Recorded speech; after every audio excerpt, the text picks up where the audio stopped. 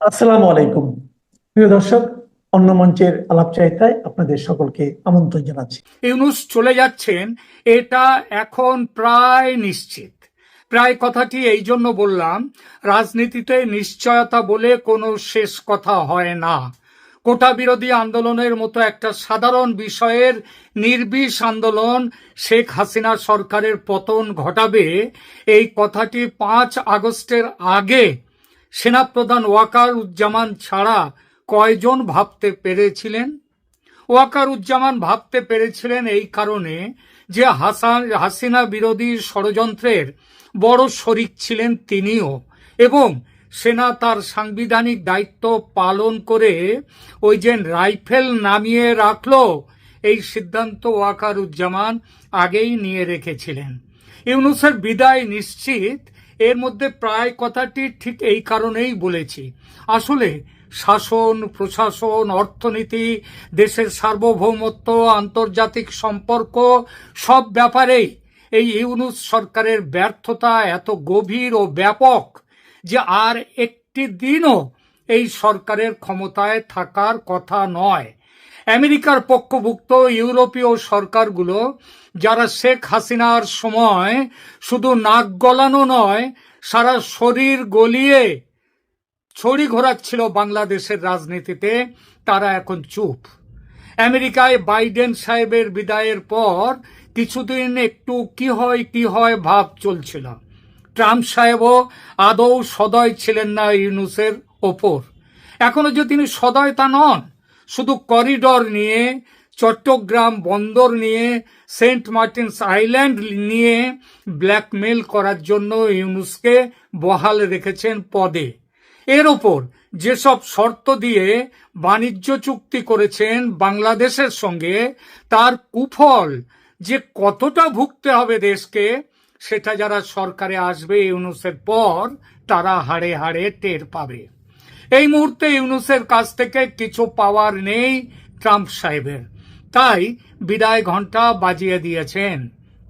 বাংলাদেশের সেনার কাছেও সিগন্যাল পাঠাচ্ছে আমেরিকা। এই যে এনসিপি নেতাদের মাথা থেকে সুরক্ষার ছাতা সরিয়ে নেয়ার নির্দেশ আমেরিকা পাঠালো ওয়াকারুজ্জামানের কাছে, সেটাও কিন্তু একটা বড় সংকেত যে ইউনূস তুমি যাও। আধিকারিক পুষ্টি পায়নি বটে, এবং এসব ব্যাপারে আধিকারিক পুষ্টি হয়ও না, তবু খবর পেয়েছি ইউনূসের বিকল্প মন্ত্রিসভা গঠনের জন্য প্রয়োজনীয় ব্যবস্থা নিতে নির্দেশ পেয়ে গেছেন ওয়াকার সাহেব। বলা বাহুল্য, নির্দেশ এসেছে ওয়াশিংটনের হোয়াইট হাউস থেকে। যদিও এই প্রস্তাবে কিন্তু প্রাথমিক সায় আছে ভারতেরও। অনেকেই মনে করছেন হয়তো যে ভারত আমেরিকার সম্পর্ক এখন ভালো নয়, নানা বিষয়ে খটাখটি চলছে, এটা মিথ্যে নয়, কিন্তু তাই বলে সম্পর্ক ভাঙেনি বা কাটেনি, এমনকি একটু আঁচড় পর্যন্ত লাগেনি বলে দিলাম। আসলে ট্রাম্পের চাপের কাছে যখন পৃথিবীর একের পর এক দেশ সারেন্ডার করছে, ভারত তখন সারেন্ডার করেনি, তাই দর কষাকষি চলছে কেবল। ভারত আমেরিকার সম্পর্ক আগামী কয়েক মাসের মধ্যে কোন উচ্চতায় পৌঁছয় একবার দেখে নেবেন। কারণ কারণ ভারতের যত না দরকার, তার থেকে অনেক বেশি দরকার আমেরিকার ভারতকে। বাংলাদেশ নিয়ে ট্রাম্পের ভাবনায় এখন আর ইউনূস নেই, সে জায়গায় এসেছে বিকল্প সরকার। যে সরকার এসে একটি ফ্রি অ্যান্ড ফেয়ার ইলেকশন করবে, যে ইলেকশনে অংশ নেবে আওয়ামী লীগও। ভারত সরকারের কাছে বিভিন্ন গোয়েন্দা সূত্রে রিপোর্ট এসেছে যে সুষ্ঠু নির্বাচন হলে, রিগিং না হলে আওয়ামী লীগের জয় সুনিশ্চিত। কারণ কারণ ইউনূসের কুশাসন, ক্রেডিবল পলিটিক্যাল একটা পার্টি হিসেবে বিএনপির দ্বিচারিতা ও ব্যর্থতা, জামাতের জঙ্গি মোল্লাতন্ত্র ও পাকিস্তানতন্ত্র প্রতিষ্ঠার চেষ্টা, দেশ থেকে ৭১কে মুছে ফেলার অপচেষ্টা, এই সব কিছু মিলে নতুন করে একাত্তরের চেতনার পক্ষে দাঁড়াতে শুরু করেছে দেশের ব্যাপক সংখ্যক মানুষ। আর এর প্রত্যক্ষ ফল তো দেখাই যাচ্ছে। আওয়ামী লীগের পুনর্জন্ম হয়েছে, ভয় কাটিয়ে মানুষ হাজারে হাজারে নামছে রাজপথে। শুধু তো আওয়ামী লীগ নয়, দেশের ছাত্র সমাজ মিছিল করছে, সেই মিছিলে স্লোগান দিচ্ছে, ইউনূসের দুই গালে জুতো মারো তালে তালে। ভাবা যায়? অথচ এই ছাত্ররা মাত্র একটি বছর আগে হাসিনা হটাও আন্দোলনে সামিল ছিল। বলতে খারাপ লাগে, তবে এটাই সত্যি যে বাংলাদেশের সবচেয়ে ঘৃণিত মানুষটির নাম বর্তমানে সম্ভবত doctor Mohammad Yunus, the Nobel laureate. সুতরাং তাকে চলে যেতে হবে। কিন্তু আসন তো খালি থাকে না, থাকবে না। সরকারে বসতে হবে কাউকে না কাউকে। কে বসবে বা বসতে পারে, কে নিতে পারে দেশের দায়িত্ব? এই প্রসঙ্গে অনেক বিশ্লেষক বলছেন কেয়ারটেকার গভর্নমেন্ট প্রতিষ্ঠার কথা, যারা 3 মাসের মধ্যে দেশে নির্বাচন করাবেন ও নির্বাচিত সরকারের হাতে ক্ষমতা তুলে দিয়ে বিদায় নেবেন। কিন্তু তারাও যদি হয় ইউনূসেরই এক পথের পথিক, তারাও যদি এটা সেটা কারণ দেখিয়ে যুদ্ধ ফুদ্ধ কিছু একটা বাঁধিয়ে যদি সময় কিল করেন, টাইম কিল করতে থাকেন, তাহলে কে হবে, কি হবে? কেউ বলছেন দেশে প্রেসিডেন্সিয়াল রুল বা রাষ্ট্রপতির শাসন জারি করে রাষ্ট্রপতি নিজেও সরকার চালাতে পারেন না। স্যার, পারেন না, সেটা হয় না। যদি সংবিধানকে মানতে হয় তাহলে সেটা হবে না। আপনারা বলতে পারেন ইউনূস সরকার কি রয়েছে সংবিধান মেনে? না, মেনে নেই। আর সেজন্যই তো তার বিরোধিতা আরো বেশি করে হচ্ছে এবং ভবিষ্যতে এর জন্য জবাবদিহি করতে হবে। বাংলাদেশের সংবিধানে রাষ্ট্রপতির শাসন, তার থেকে বড় কথা কি জানেন? রাষ্ট্রপতির শাসন জারি করার কোনো ব্যবস্থাই নেই বাংলাদেশের সংবিধানে। ভারতের বিভিন্ন রাজ্যে রাষ্ট্রপতির শাসন হতে পারে, কিন্তু কেন্দ্রে কখনো রাষ্ট্রপতির শাসন ভারতেও হতে পারে না। এটা একই অবস্থা বাংলাদেশেও। তৃতীয় যে সরকার গঠনের সম্ভাবনা, সেটি হলো ন্যাশনাল ইমার্জেন্সি ঘোষণা করে দেশ চালানো, সরকার চালানো। বাংলাদেশের সংবিধানের 9 ধারায় রাষ্ট্রপতিকে ক্ষমতা দেওয়া হয়েছে দেশে ইমার্জেন্সি বা জরুরি অবস্থা ঘোষণার। যদি বহিঃশত্রুর আক্রমণ বা অভ্যন্তরীণ গোলযোগের ফলে দেশের সুরক্ষা, নাগরিকদের স্বাধীনতা, অর্থনীতি এসবগুলো ক্ষুণ্ণ হওয়ার সম্ভাবনা থাকে, তাহলে রাষ্ট্রপতি জরুরি অবস্থা জারি করতে পারেন। তবে এখানেও একটা খুব খুব বড় তবে আছে। এই তবেটা হলো রাষ্ট্রপতি তখনই তিনি এই ইমার্জেন্সি বা জরুরি অবস্থা জারি করতে পারেন যখন প্রধানমন্ত্রী সুপারিশ করবেন। প্রধানমন্ত্রীর সুপারিশ নিতে হবে রাষ্ট্রপতির শাসন জারি করতে গেলে, এবং তারপরে পার্লামেন্ট যখন বসবে, পার্লামেন্ট বসলে পার্লামেন্ট থেকে অ্যাপ্রুভ করে নিতে পারে। পার্লামেন্ট তো বাংলাদেশের ভেঙে দেওয়া হয়েছে, কিন্তু সেটা আবার ফিরিয়েও নেওয়া যায়। 2-4 জন নিহত হতে পারেন, ঠিকই সম্ভাবনা আছে, কিন্তু তাহলে বাকিরা বৃহৎ সংখ্যক সাংসদরা তো আছেন, তাদেরকে দিয়ে পরে পার্লামেন্ট পুনরায় বসিয়ে অ্যাপ্রুভাল নিয়ে নেওয়া যেতে পারে। সংবিধান মোতাবেক এটাই হলো ইউনূসকে সরিয়ে দেওয়ার পর যে পথে শাসন ব্যবস্থা চলতে পারে তার সর্বোত্তম পদ্ধতি। এতে সংবিধান ভাঙা হয় না। এইবার প্রশ্ন ওঠে, কি বলছেন সংবিধান ভাঙা হয় না? সংবিধান তো ভাঙা হয়ে গেছে, প্রধানমন্ত্রী তো নেই, তাহলে রাষ্ট্রপতিকে কে সুপারিশ করবে জরুরি অবস্থা জারির জন্য? এই সুপারিশ ছাড়া যদি জরুরি অবস্থা জারি করেন তিনি, সেটা হলে তিনি তো নতুন করে সংবিধান অবমাননা করবেন, তাই না? তাহলে কি হবে? এই সমস্যারও সমাধান আছে।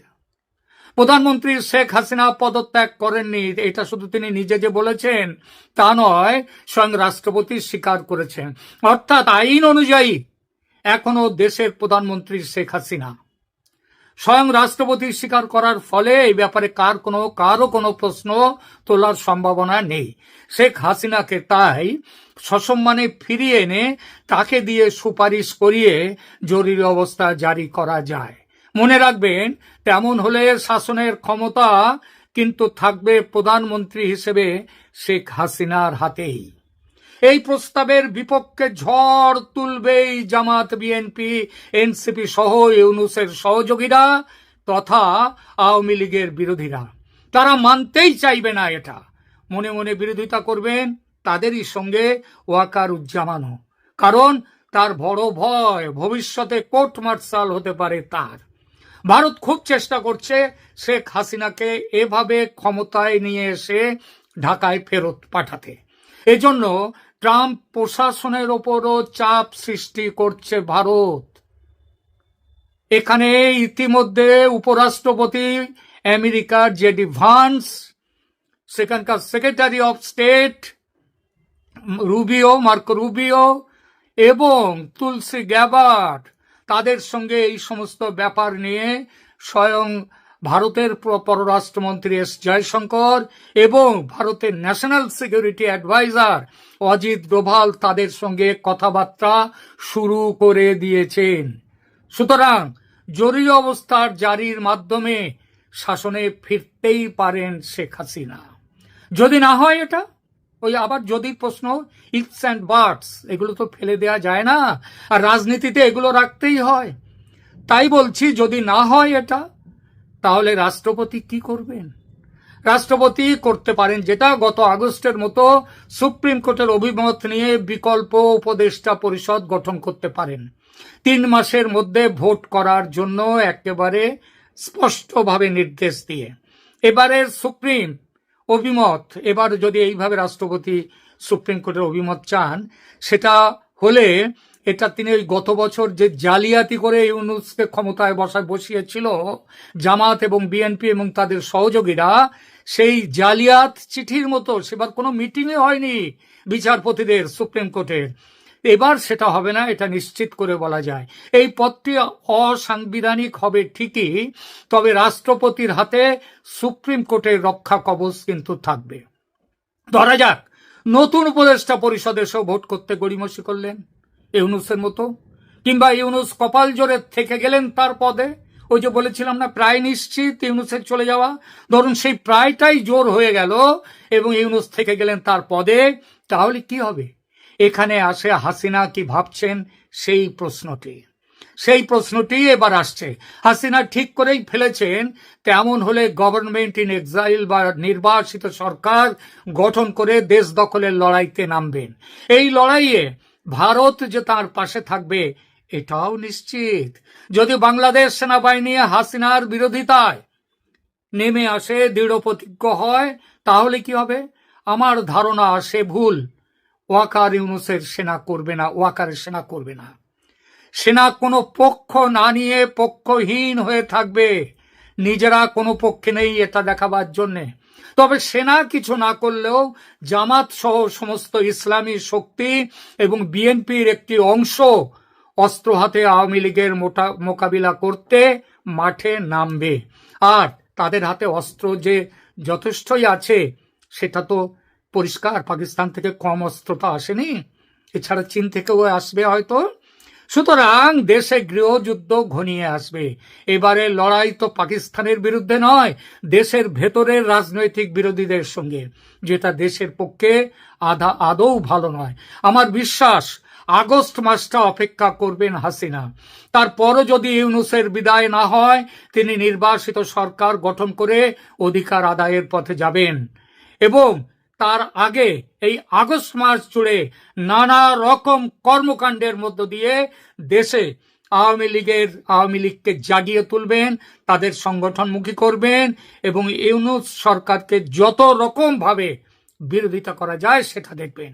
ইউনূস ডিসেম্বরের মধ্যেও যদি নির্বাচনের ঘোষণা দেন সবাইকে শান্ত করতে, তাহলেও জেনে রাখবেন ইউনূসের অধীনে নির্বাচন কখনোই মেনে নেবেন না হাসিনা।